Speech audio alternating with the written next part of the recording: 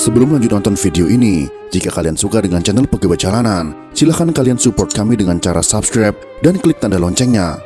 Silahkan gunakan headset Anda untuk mendapatkan kualitas suara yang jernih. Selamat menonton.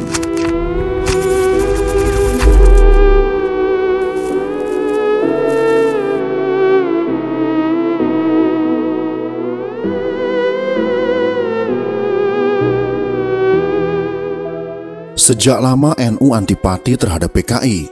Menurut Greg Feely dan Catherine McGregor dalam Nahdlatul Ulama and the Killing of 1965 until 1966, Religion, Politics, and Remembrance, dimuat Jurnal Indonesia 89 pada bulan April tahun 2010.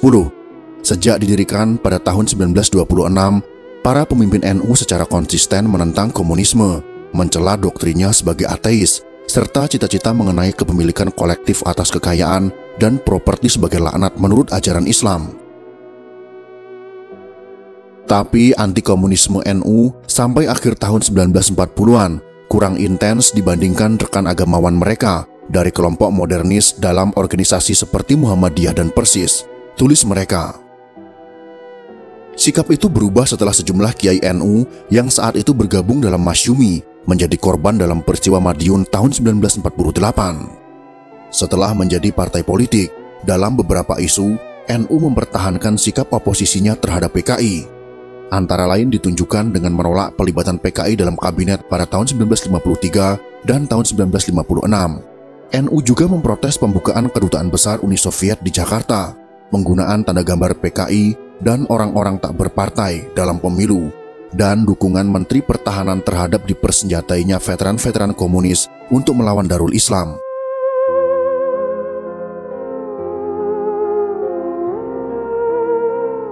Namun tak seperti Masyumi, selama tahun 1950-an, NU cenderung akomodatif.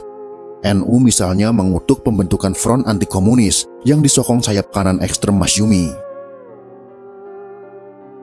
Ketika Masyumi menginisiasi acara Muktamar Ulama di Palembang pada tanggal 8 sampai dengan 11 September tahun 1957 yang menghasilkan rekomendasi mengharamkan komunisme, NU tak bersedia mengirimkan delegasi. Menurut Khairul Anam, dalam pertumbuhan dan perkembangan Nahdlatul Ulama, NU secara politik memang tidak setuju dengan keberadaan PKI, tapi banyak elit NU merasa bisa bersanding dengan pihak komunis ketimbang terhadap kelompok muslim reformis. PKI sendiri mengulurkan tangan atas kesediaan NU menjalin kerjasama dengan Partai Nasionalis dan Kiri. Pada bulan September tahun 1954, PKI mengirimkan ucapan selamat atas penyelenggaraan Muktamar NU di Surabaya. Bahkan editorial Harian Rakyat, yaitu koran PKI, selalu menempatkan NU di antara partai-partai demokratik lainnya. Kekhawatiran NU mencuat setelah PKI meraih peningkatan luar biasa, termasuk di basis-basis NU dalam pemilu DPRD. Seusai pelaksanaan pemilu daerah, cabang-cabang NU di daerah lebih memandang PKI dan bukan Masyumi sebagai ancaman terbesar mereka, tulis Greg Feely dalam Ijtihad Politik Ulama, Sejarah NU tahun 1952 sampai 1967. Meningkatnya pengaruh PKI dan kedekatannya dengan Soekarno memaksa NU mengadopsi kebijakan akomodatif dan berpartisipasi dalam semua kabinet dan lembaga di era demokrasi terpimpin. Sikap ini mendapat kritik dari kelompok militan yang anti-komunis seperti M. Munasir, Yusuf Hashim, Subhan Ze, dan Bisri Samsuri.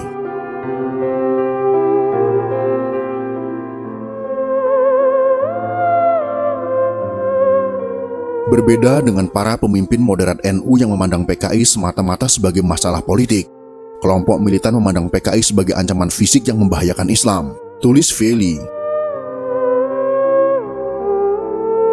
Hubungan NU dan PKI memburuk pada tahun 1960-an ketika PKI mengkampanyekan aksi sepihak sebagai upaya melaksanakan reformasi agraria atau land reform yang diamanatkan dalam Undang-Undang Nomor 5/1960 atau Undang-Undang Pokok Agraria.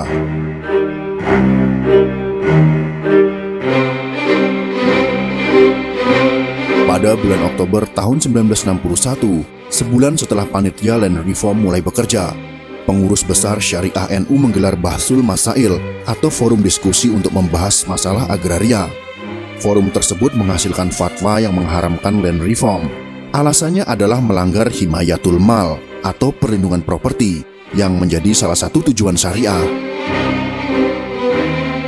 Gita Anggraini dalam Islam dan Agraria menyebut, pengharaman itu bukanlah terhadap program land reform, tetapi terhadap hal-hal yang mencederai prinsip dasar land reform, karena program land reform itu sendiri mendapat dukungan dari kalangan ulama.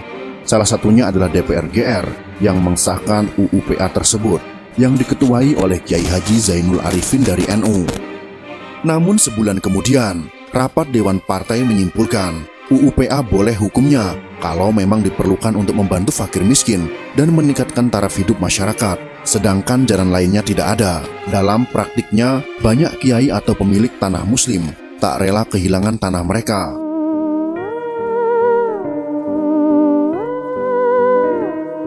Terkait keengganan tuan tanah muslim, Deliar Nur dalam Partai Islam di pentas nasional menekankan perlunya memahami persoalan tanah dalam hubungan dengan wakaf, bahwa tanah bisa dimiliki masyarakat, sedangkan pengelolaannya bisa dilakukan seseorang atau sekelompok orang. Mereka yakin tanah wakaf tak masuk kategori tanah land reform, namun kaum komunis punya cara pandang berbeda. Karena pelaksanaan UUPA berjalan lamban, PKI menggiatkan aksi ofensif atau aksi sepihak. Selain PNI, aksi ini mendapat perlawanan dari NU, terutama para kiai dan pemimpin Ansor di daerah.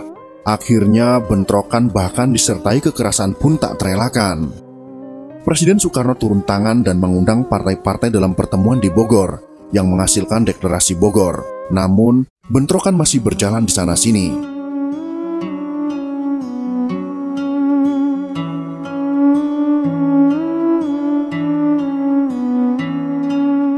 Dalam putusan sidang Dewan Partai pada tanggal 20 Desember tahun 1964, NU menyatakan siap melaksanakan deklarasi Bogor. Namun, NU juga meminta pelaksanaan UUPA secara konsekuen, yang di dalamnya mengatur pelaksanaan land reform dan land use dan menjamin hak milik wakaf, waris, dan hak-hak lain yang diatur oleh agama Islam. Mengenai tanah wakaf, jika merupakan tanah hibah palsu akan dikutuk, ujar Idam Khalid dalam rapat dengan Dewan Pertimbangan Agama atau DPA pada tanggal 19 Januari tahun 1965. Di jantung kekuatan NU di Jawa Timur, PKI bersifat defensif dan akhirnya menarik diri dari kampanye aksi sepihak. Bagi NU, kemenangan itu meningkatkan kepercayaan diri mereka dalam berhadapan dengan PKI.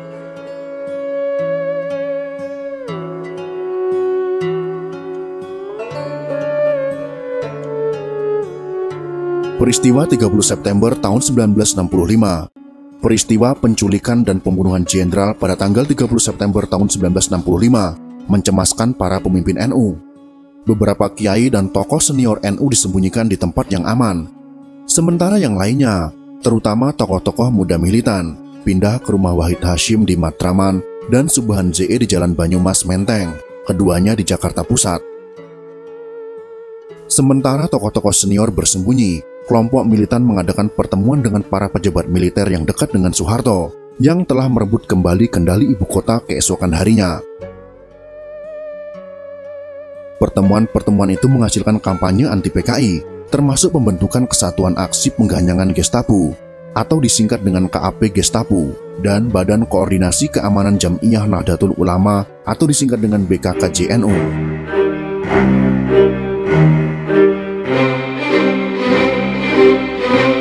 Inisiatif diambil kelompok militan tanpa berkonsultasi dengan Idam Khalid yang masih bersembunyi, atau Wahab Hasbullah yang sedang berada di Jombang. Bahkan jika Idam dan Wahab ada, mereka mungkin tak berdaya menghentikan kelompok militan, tulis Feli dan McGregor.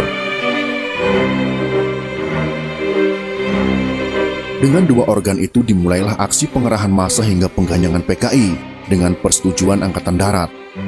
Yang terparah terjadi di Jawa Timur dan Jawa Tengah. Menurut Fili, ada beberapa faktor penyebab. Yang paling kuat adalah pengaruh psikologis bahwa mereka hanya punya dua pilihan, dibunuh atau membunuh. Mereka juga mengambil pelajaran dari peristiwa Madiun dan aksi sepihak PKI.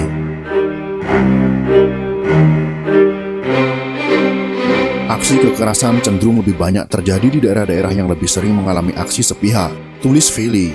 Kekerasan terhadap PKI mulai berhenti pada bulan Februari tahun 1966. Persoalan yang timbul belum juga selesai, karena Presiden Soekarno enggan membubarkan PKI. Tokoh-tokoh senior NU yang sudah mengambil alih kendali partai juga masih merapat ke Soekarno. Namun kedudukan Soekarno terus melemah. NU akhirnya mengakhiri hubungannya dengan Soekarno dan mendukung rezim baru Soeharto. Itulah sekelumit kisah tentang nasib tragis PKI akibat aksi-aksi sepihak mereka.